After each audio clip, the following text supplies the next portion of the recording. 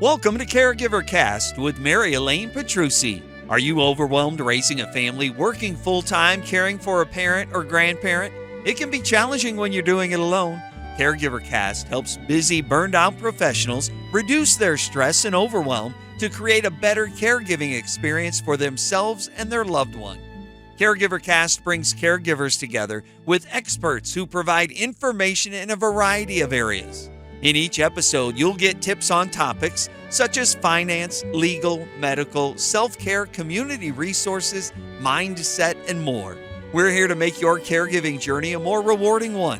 Acquire the confidence and skills to be a more capable caregiver by implementing the resources and strategies from these expert thought leaders.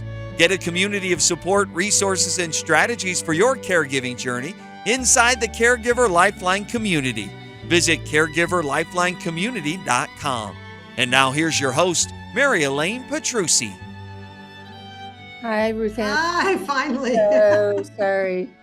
Oh my gosh. The second time I was frozen, and I guess that's why we weren't able to connect. I so apologize. Yeah, that's okay. You were out of the country? Yes, I was in Canada. Oh, okay. From August 7th through the 16th. Uh-huh. So it was a very intense boot camp. Oh. So, well, it was for training trainers for neuro-linguistic programming. Oh, okay. And it also helped us with our presentation skills, because I will be speaking at the National Caregiver Conference in October. So I wanted to be more professional before I got there. So, but the last, well, it was intense for the whole time we were there. But we had a test on Friday. We had our first presentation on Saturday, demos on Sunday, and then our final second presentation and graduation. So sleep was not a high right. Short supply, right? Yeah, exactly. I'm so intrigued about so what have you been doing this summer? Well, actually, excuse me, I just did a webinar the other day about writing legacy letters. Wonderful. So that was on Thursday. So I'm having a 2-part workshop that I'm doing in September. So Okay. I put together a webinar so people could better understand what legacy letters are and why we should move with some urgency, about writing them, right? Because you never know. The webinar was called Say It Now. Oh, hey, I like it. Yeah. Sounds so appropriate. And so the workshop is called Things I Want You to Know, and then colon the important things. So okay. Yeah, so that's what I'm working on. And in addition to that, in a couple of programs, I'm working on getting, on some podcasts. And so that's I just actually signed on with an assisted living near where I'm living, and I'm going to go in once a week and work with their seniors on writing stories from their lifetime, just as an exercise each week with a different theme that they could write on, and then have a little collection of stories for their family. So yeah, so there's a method it's called guided autobiography, and I sort of have modified it a little bit to work for me, for people I work with. But anyway, so that also starts in September. So a lot going on. Yeah, really, no kidding. I am a speech pathologist by training, and sometimes I would do like somebody's autobiography. We would start when they were born and when they were young, and when they were teenagers and young adults and middle age, and then later on. So I had my father do it for me. I didn't stop to think of doing that for my mother. Right. So, but I understand it's so important. Yeah. And just like many other people, I have regrets about what I didn't do and what I didn't ask, you know, and so you try to piece together what you have and then say, okay, well, I'm gonna do better for myself. So, yeah. So yeah. So if you could go back, so to speak, and ask questions, people say, oh, if you could, have lunch with anybody, who would it be? And people pick like these amazing famous people, which of course would be wonderful. But I lost my father so in such a weird way almost 30 years ago that that's who I would pick, because it's like, oh, I was too young then to get it. I didn't really get it. So, and also he not to belabor the point, but he had declined so rapidly that nobody expected it. So you couldn't even wrap your head around it, let alone ask questions or anything. So anyway, so it all sort of fits into the whole, why do we need to do it when we can? No, that's really important. I think they were, there was someone that interviewed my father because he, about his history, and I think about his being in World War II. So that was really important to have as well. I mean, it was, yeah, you don't want to lose those memories. Exactly. And those stories that you can pass down. So, yeah. So tell me about what you do or what you're working on.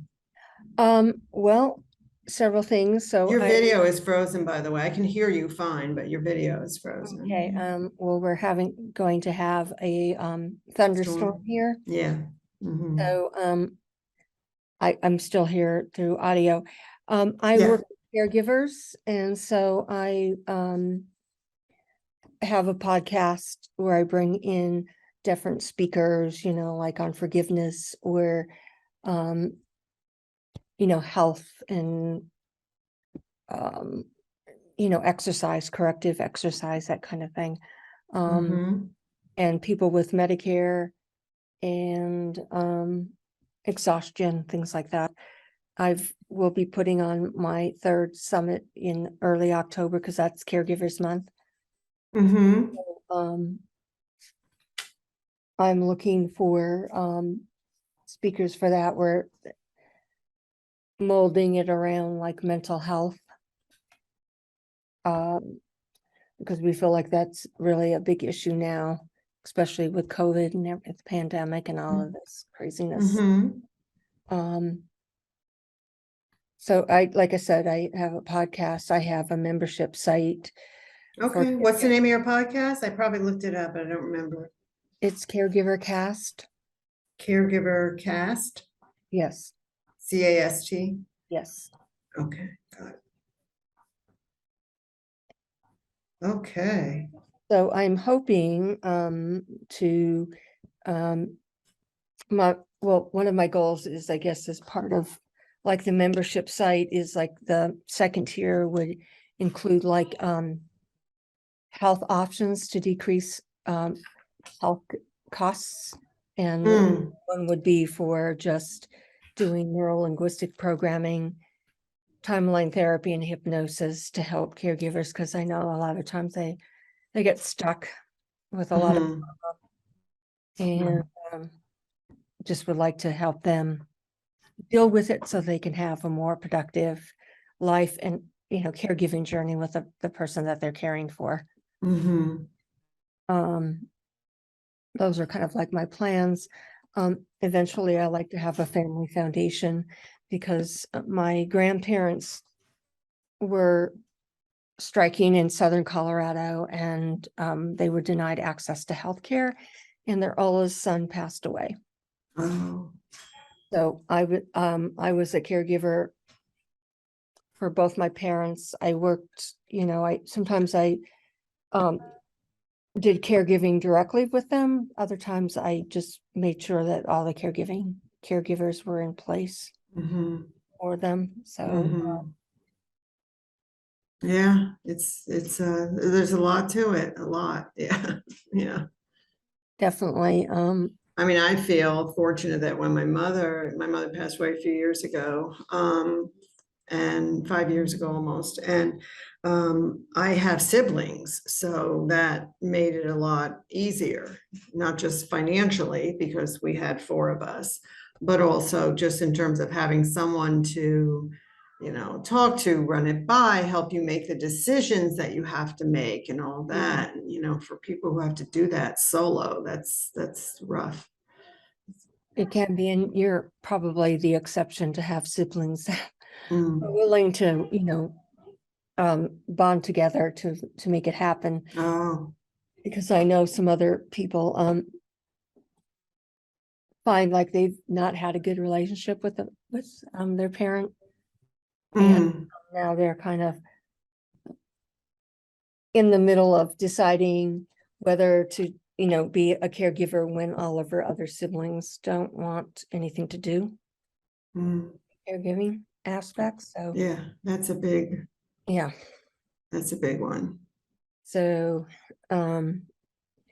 my big push too is just I would like the professional women in that sandwich generation to really get like all of the legal insurance and final wishes done beforehand. Mm-hmm. An emergency. For me, all of that was done except that my mother had Alzheimer's and my father was in denial, and she had it, and she had fallen twice in a row and broke bones both times. Mm-hmm. Went to rehab, and I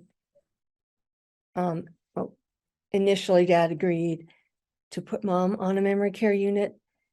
However, he was taking her home without my knowledge initially. Oh. Mm-hmm. And he had his attorney write letters saying that he wanted to remove mom from the facility. And Oh. okay, well, and then I would go to work not knowing if I was going to get a phone call saying one or both of them Mm-hmm. were seriously injured or killed. Mm-hmm. So I had to go to court 2 days before Christmas to seek guardianship of my Mm-hmm. mother. So yeah, that wasn't a planned thing. No. Fortunately, we were able to bring her home May 22nd, their 58th wedding anniversary. So at least got her home. Mm-hmm. But it, 7 or 8 months dealing with that craziness was hard. So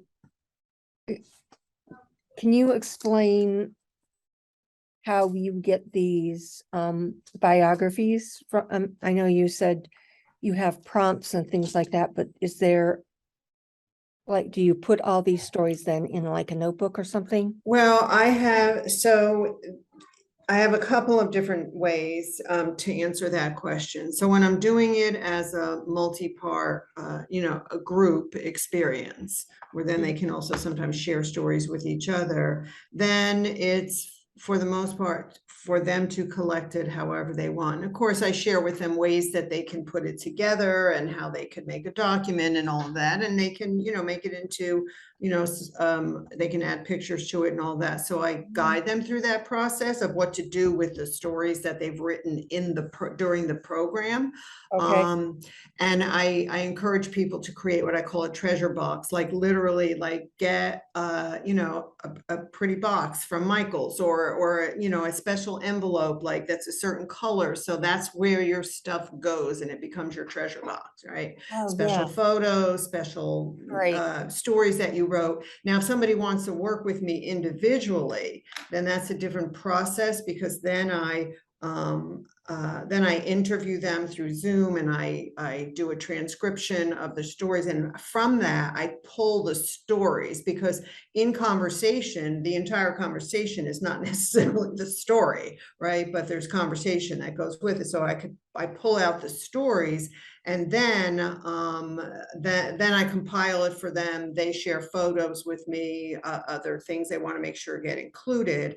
And then I can create a book for them that's more than just a picture book, because now it has the stories in it as well. So that's more of a one-on-one or one on, a couple, like a family. Like there might be a a daughter who wants to do it for her, for or with her mother, or they don't have time to do it. So I do work one-on-one. I can do that for families. An example would be, this wasn't completely one-on-one because it was my project and I was doing it. But when my mother was turning 90, as a way to honor her, we weren't getting her stories as much as we were having all of her children and her grandchildren essentially write to her about what their special memories of her, what they remember, what they might have learned from her, and they each contributed to it. And then we had pictures of them with her. So it was a little bit the reverse, but we were basically writing to her,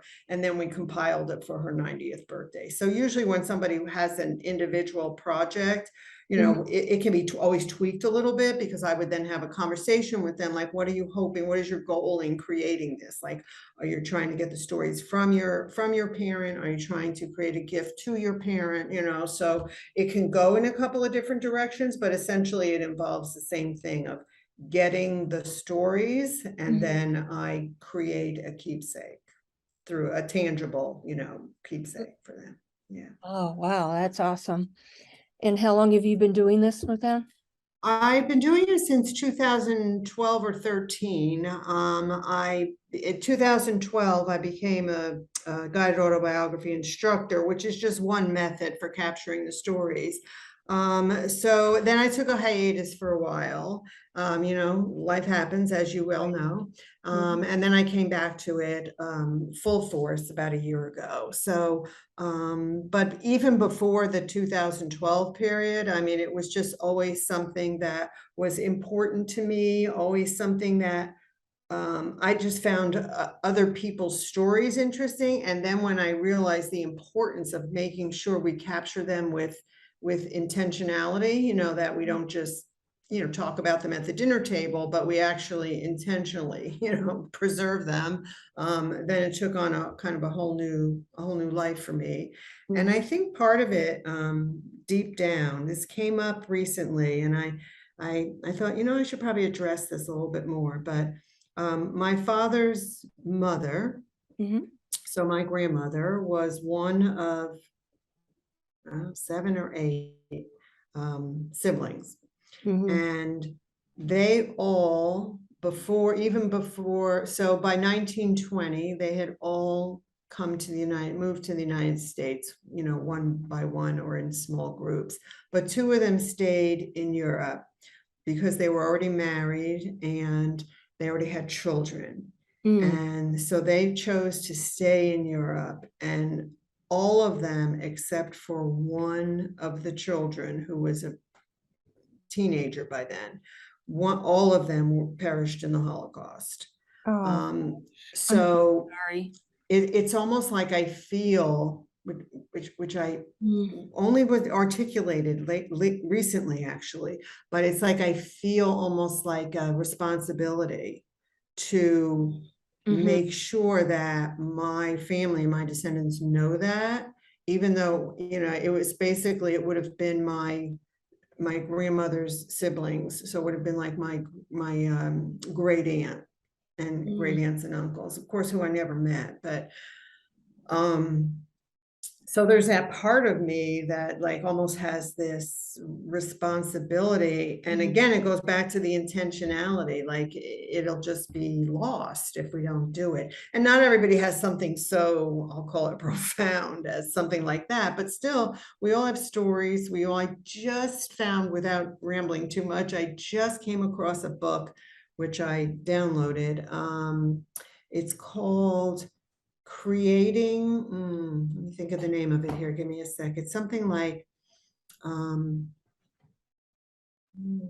Family Legacy Through Our Stories, or something like that. I thought this is the perfect book, because what it's saying is that, what if we had our own family members, grandparents, great grandparents, stories that we know? What if they became the like the superheroes instead of like the comic books and all of that? Like, what if, and so I really started thinking about it. So that's a great way to look at that. Like, did you know that your great grandmother, when she was 16, like just left and got on a ship and came to the US for a better life, things like that. Like, why can't they be the hero of the story? Right. Right. Well, yeah, I totally agree. So anyway, I'm kind of rambling on. You could see how important I think it is, but there's so many different ways to look at it. So yeah, so it can be for people who are aging, but also what is it that they want to make sure is captured.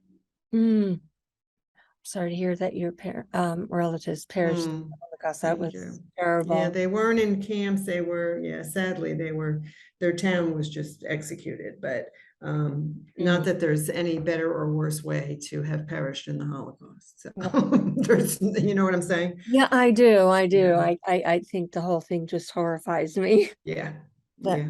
people. So anyway, so there are many, many ways. So in answer to your question, I am doing like this Legacy Letters 2-part workshop, but I also am putting together for later in the fall, a 6-part I'd probably be 6, maybe 8, but probably a 6-part program.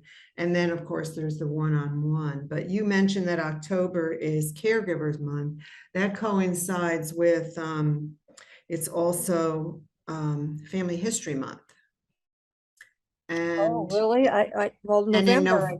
In November is Family Stories Month, so it's all kind of comes at the same time. So kind of an interesting connection there between the Caregivers Month and the and the Family History Month. Family Stories was October and November. Wow.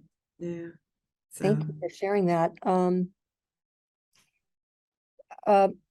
So how do people connect with you, Ruthanne? I'm just trying to do as much speaking as I can and get out there as much as I can. I'm doing, some publicity, I'm writing some articles, actually. There's an organization, I'm writing it this weekend, which I have to finish tonight or tomorrow, called On Purpose Woman Global Community, and they have a digital magazine, so I'm writing an article for them.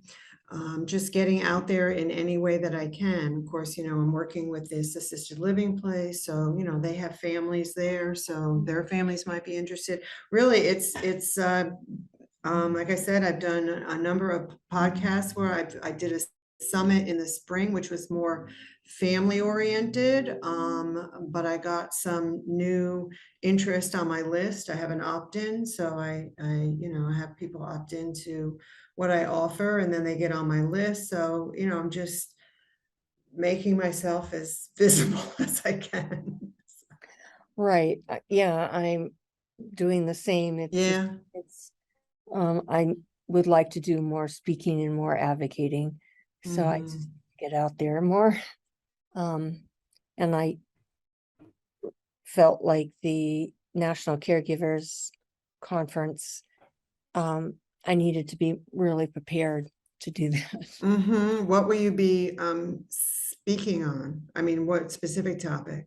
Well, for now, it's the Caregiver Notebook, the 3 keys to caregiving. Oh. So planning, organization, and self-care. Self-care. I figured you were going to say that, the third. Yeah. Yeah. Those are the 3 big ones. So, yes, we got quite the training at my training, and how to do that. I just would like to do like a format and see if that would resonate, I guess, with the outline that was given to us. So, I mean, it makes sense if you can you're not really simplifying it, but you're making it into a manageable situation. I mean, you can't plan for everything, but you can plan for certain things, right? Do you know Mary Jane Charles? You know her, right? yes. Yeah. Is she the one that introduced us? It could be, it could be. It was funny because in July, you and I were on the same wavelength. I think Trish is the one Trish from WPM was the one who originally said to me, either Trish or Nancy said, oh, you need to, do you go by Mary Elaine or Mary? What do you go by? Mary Elaine, thank you Okay. for asking. What's that? Thank you for asking. Mhm. I appreciate that. Yeah. Um, So anyway, so that's how I came to know you, but now I've gotten to know Mary Jane as well, and regarding her book and her workbook and what she does. So yeah, but that's the planning part, right? Yeah, right. planning for what you can. Yeah. And just, you know, being organized in terms of looking for resources, you know, community resources, Mhm. you know, knowing what, problems like the one that you're caring for has, so that you can be prepared with, um, different options should Right. an emergency happen, and then just, you know, med management and, um, You know, but even with hospice, I mean, people, I mean, I myself, until I went through it with my mother, I didn't understand that hospice doesn't mean you're like about to die tomorrow, you know, that hospice is a great resource. And I think not enough people reach out to them l- long before it becomes, you know, basically an acute situation. So. right. Um, I can I just ask, how big is your list? It's not very big, although I am on Facebook, so I have quite a few people there. I'm working on building it, so that's why I'm trying to get out there. So I had a bigger list before, but because I have to reach out to some of those people because it had been a while and I wasn't doing anything. So I'm in the process of reaching out to some of them as well. So Okay, yeah, no. what were you gonna ask me? Well, I wanted to ask you if, you would speak on my podcast. Oh, sure. Yeah, absolutely. Um, and, Oh, and of course, I would promote it everywhere I could, of oh, course, yeah. no, I appreciate that. And also, like I said, we're doing, the summit in early November on mental health and caregivers. So, do you feel like you can weave what you're doing for like a mental health kind of aspect? Yes, because there's a couple of things. First of all, can I think out loud right now? Is that Sure. okay? Oh, Okay. please. So first of all, there's the aspect of what I call passing up, now I realize it's not always, the caregiver is not always the child of the person passing and all that. I'm just using that as an example. Okay. If you were to write, just using stories and memories and legacy letters as a way of saying to the person, okay, let's just say the person who's receiving the care, Uh-huh. um, what it is that you honor or value about them, what they have taught you, what they, I mean, that's just, to me, meaningful for the person who is, so what's there is, so the mental health part of it is for the person who needs the care to hear that they still matter, and what impact or what difference they have had in someone's life, and also how much love is there is for the person who's receiving the care. So to me, from a mental health standpoint, like for instance, I lost my sister in December. So I was there for a month with her. Once we knew it was weeks, I was there for her last weeks. And just her being able to hear from people how much she mattered in their lives was like it brings a certain amount of peace. Now, again, that was an end of life situation, but Right. But even if someone's going through a long caregiving situation, a long decline even, just to hear that is positive for your well-being, right? To know all those things. So yes, I mean, to me, that is, part of the mental health is knowing that. Now, for the person who's in the middle, this is a person who may not have time to, write these letters and do all of that. Right. However, if they are able to either set aside time, either to work with me or to participate in the workshop, like the benefit to them can be so powerful, although they're being pulled in 100 directions. But to me, that also relates to the self-care part of it. Like, this could be a very meaningful and profound experience for that person writing the letter. It's a form of self-care, in my opinion. So, Okay. for their own mental well-being. So I'm not trying to spin this in a way, oh, let me see how I can make it fit in. I'm expressing to you all the benefits of doing it. And if you feel that is, contributes to your audience in some way, then I'm happy to be part of your summit. So.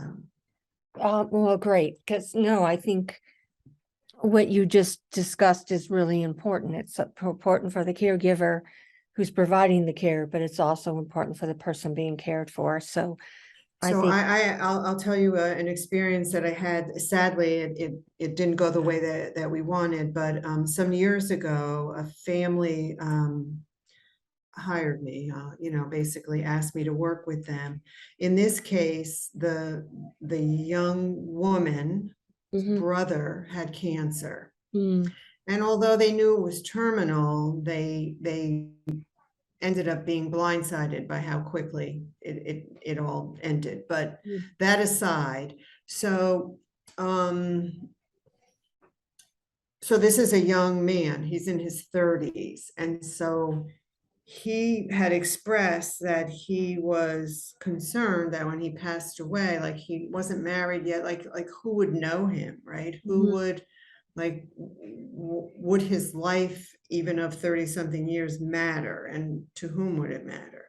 So we actually were going to come together, and I was going to sit with her brother and make sure that he shared with me all his values and what was most important to him in life and who he was. So that could be carried with the rest of the family could carry that with him.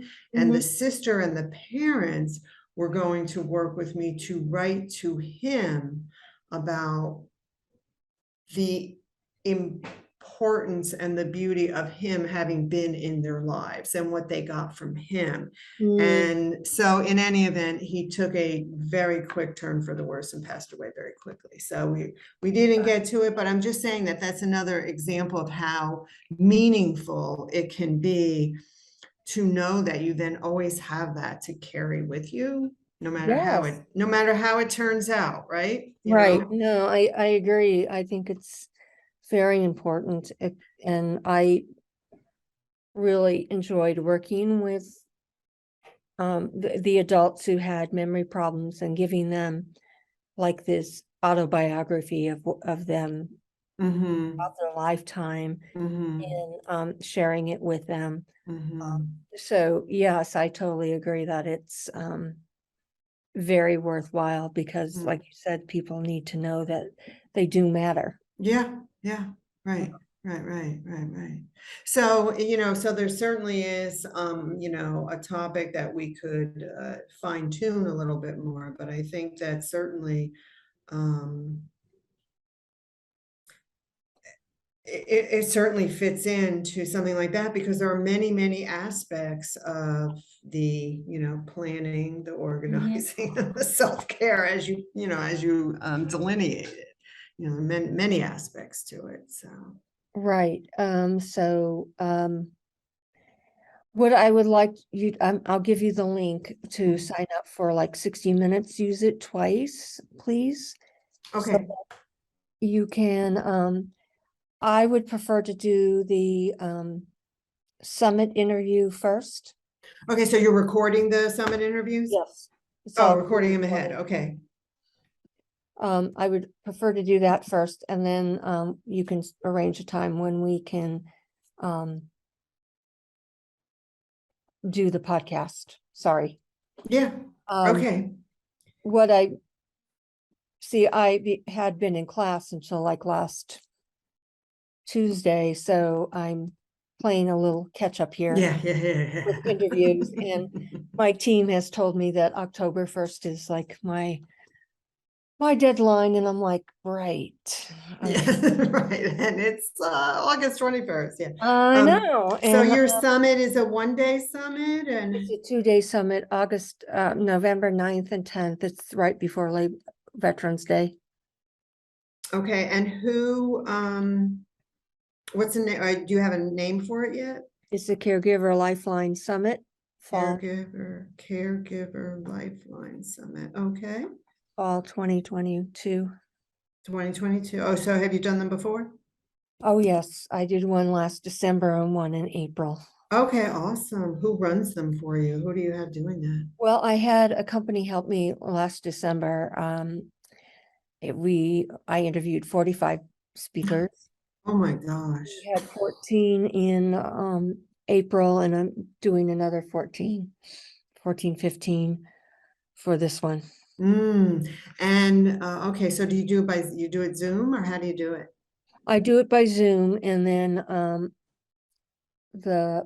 my social media person's wife has been editing things, and it's turning out really well. So we're just going to be doing it that way Okay.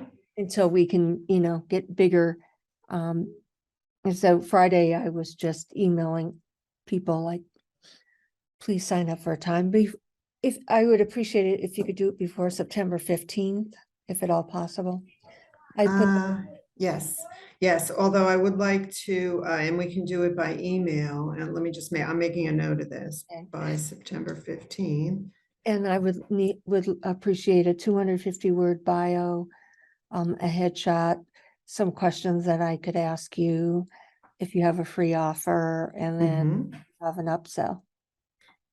Questions, I'm sorry, free offer and what? An upsell for An upsell, okay. for one of your programs. And also, and this will be aired, so to speak. Well, it is aired November 9th and 10th. Yeah, so I'm just thinking about the timing and then what will be coming on after that. Right, so.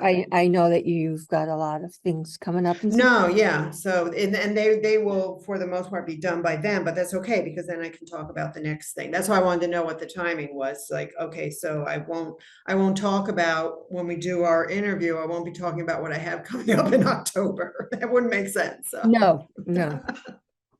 Right. Okay, all right, and so just go on your Calendly. I see you just sent the link, but it's the same one from before, right? Right, yes. Okay. And that one's 60 minutes, so that's a different one. Okay. well, I think they have like a 15, 30 and a 60-minute, so just choose 60 minutes twice, please. And what do you mean twice? Oh, so one for the podcast and one for the okay. summit. Okay, and do you have a deadline for when you want the podcast one to be? No. Okay. All right, so I'll take a look at my calendar. So let's do you have the topics of the other people, just in general, so I know like what other things are being discussed? I just had somebody speak on stress. I had one speak on resiliency. I'm looking for another one that will do mental health and burnout. Forgiveness. I guess. Yeah, so I can somebody on mindset, some of that's doing a forgiveness. Mhm. a mental health toolbox. So I'm wondering if I should talk about, I'm thinking as you're saying these, the bring in the regret piece as terms of, like not regretting that you didn't say what you wanted to say to this person because you're so caught up in being the caregiver Oh, that, right? So part of it is self-care, but because it's for you and it's for them, but also not regretting like, oh, I spent all this time with them and did I, because even I sometimes say, it's like, oh, did I make sure my mother knew how much did I make sure oh, that she knew? And if you write it and read it to them, you could record it. I mean, there's so much you can do with it, but basically, so you don't have among the other stresses and anxieties you might have, you don't want then regret and to come in later as well. So exactly. I do remember that on your calendar about regret. No, I think that Mhm. worked well. That's Yeah. So I think that that's a good approach to take. yes. And then please, I scheduled us for tomorrow afternoon, so please just take me off. Okay. Now that we connected, finally. Yeah, right, Oh my right. gosh, I don't know what is going on. I know, it was like several times I'm like, all right, well now I'm about to go out and do something else, but I'm sitting here working on my articles and I thought, you know what? I'm available now. She's available now. Let's just talk now. Well, I was, like I said, I was on Zoom earlier, but I froze, so no wonder Mm, you couldn't get in. mm, So, yeah, this would be awesome, and I think this will work out really well with the other topics. Some will be talking about like mental health and sabotaging yourself. mm. As the caregiver, you're saying. Yeah. Mhm. Somebody So on, what would be an example of that? so I'm still taking this person's class, however, so you either have a director, a supplier, or a communicator who's dominant, Mhm, and there's one that's sabotaging trait, so that takes over in a stressful situation. So you, for me, my director is my sabotaging trait. So sometimes instead of stopping and thinking, I'll just blurt something else out that mm, instead of stopping and thinking about it. mhm, But it also, my sabotaging trait is really the same one for my business as well. So I'm learning different ways to, mm. Apply it. yeah, apply it and use, my communicator's strength, Mhm, more effectively than having my dominant director come in and sabotage everything. mhm, mhm. So, yes, I'm feeling that I've been in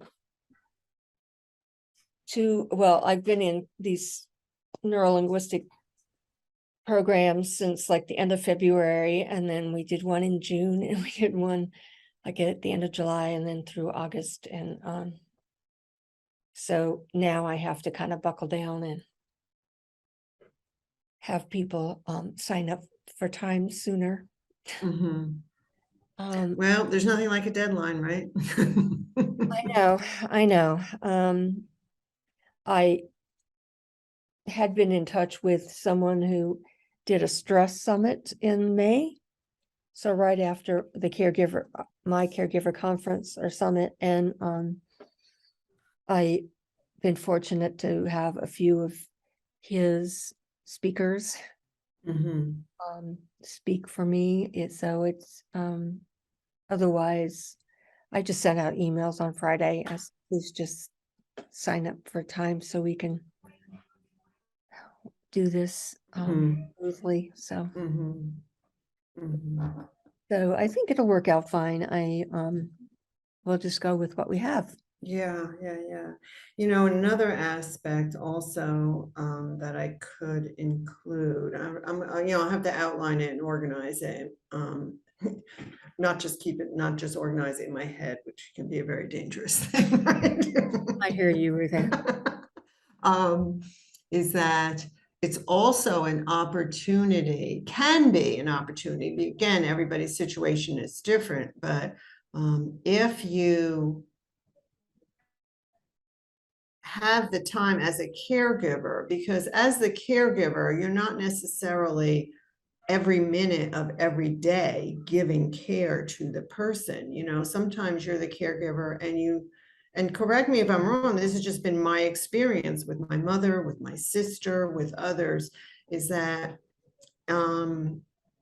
sometimes you're just with them, not necessarily like administering care in the literal sense, like being with them. And that's an opportunity to just simply get some stories and share those memories, but record them on your phone. So in other words, you're not setting up a studio, right? That says, Right. oh, well, today we're going to hear about your stories. You know, it's just in conversation, you know, stories come up and you say, oh, wait, I should record that. You just, you know, so really helping people think about how it doesn't have to be a major project either. Right. That's a very good point. I think, yes, it's so Like, easy how do you do it in like, snippets? And some is better than none. And like, don't even be thinking about, well, what am I going to do with all these stories? That's not the point at that point in time, you know? Right. So, yeah. So there's, you know, there's a few different things. So you know, what I'll do is kind of do an outline, just a little bit to make sure that we're in a, you know, clearer and in agreement on what we'll be talking about. And you'll probably see some of that by some of the questions I send also, but I just want to make sure that I end up delivering something that's helpful to the audience. Oh, I appreciate that. I'm sure that is not my worry with you. So, thank you for bringing that up. I think this is great because I think it's really, important. I had somebody speak about doing stories like in December, but I think, you know, I want to bring in new speakers because, you know, you all offer different aspects of how you do things. And, I think it's just important to give speakers the visibility too of being out in front of like the caregivers themselves. So Yeah. yeah. All right, so I will take a look at this tomorrow and get some things scheduled, take a look at my calendar and start putting that together. Sounds great. Thank you so much, Ruthanne. All right, So well, I'm glad we after all this connected. craziness. Yeah, That's all. I've got your picture now that I realize all this time, I'm just like staring at your picture that it says right there, Caregiver Lifeline Summit. Okay. It's okay. You know, I'm looking forward to having you on my podcast and my summit. So thank you so much for agreeing to be a guest speaker. Okay, wonderful. Thanks so much. I'm glad we connected. Yes, definitely. Thank you, Ruthanne. All right. Bye-bye. Bye-bye. Thank you for listening to the Caregiver Cast today. Get a community of support, resources, and strategies for your caregiving journey inside the Caregiver Lifeline community. Visit caregiverlifelinecommunity.com. Get involved with the show. Send your email to mpetrusi2002@gmail.com. And we'll see you again next week for another episode of Caregiver Cast.